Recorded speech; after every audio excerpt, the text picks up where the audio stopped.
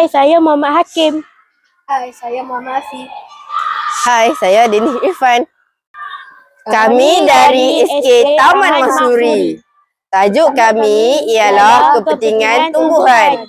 Video ini menyokong SDG 15 iaitu hidupan di darat live online. Matlamatnya ialah melindungi hutan, biodiversiti dan semua hidupan di darat.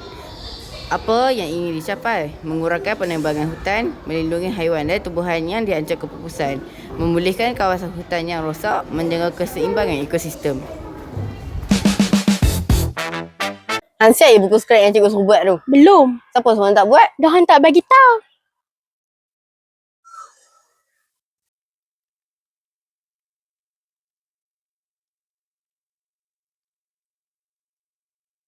Amai sini Sat, amai sini Sat. Amai sini. Pas saya faham pijak pokok. Hantar tak apa kepentingan pokok dalam dunia ni? Pokok umpama paru-paru bumi. Dia boleh mengeluarkan oksigen dan menyerap karbon dioksida. Dan juga mentapis udara dan daripada pencemaran. Ish. Okey. Saya minta maaf. Saya janji tak buat dah lagi. Tumbuh-tumbuhan mendapatkan tenaganya dari cahaya matahari dengan menjalankan proses fotosintesis melalui kloroplas, lalu menghasilkan kanci. Udara, air dan juga nutrien merupakan keperluan asas bagi setiap tumbuhan. Kehidupan ini merangkumi semua benda hidup yang mampu menghasilkan makanan sendiri dengan menggunakan klorofil, zat hijau untuk menjalankan proses fotosintesis.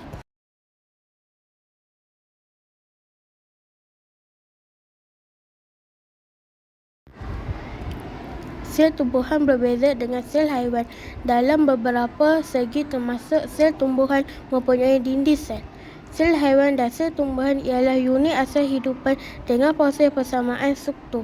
Nukleus, sitoplasma, membran plasma, mitokondria tetapi berbeza fungsi dan komponen.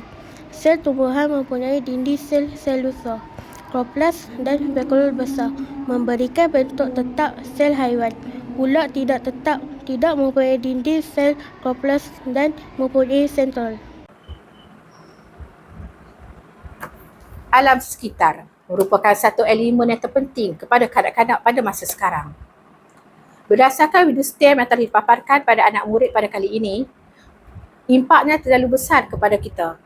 Bagus video ini dirakamkan bagi anak-anak mempunyai kesedaran terhadap betapa pentingnya alam sekitar yang cantik, bersih kepada mereka.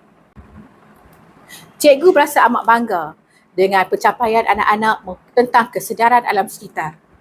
Cikgu ucapkan tahniah kepada mereka yang berjaya menghasilkan video berdasarkan kesedaran mengenai alam sekitar. Tahniah sekali lagi.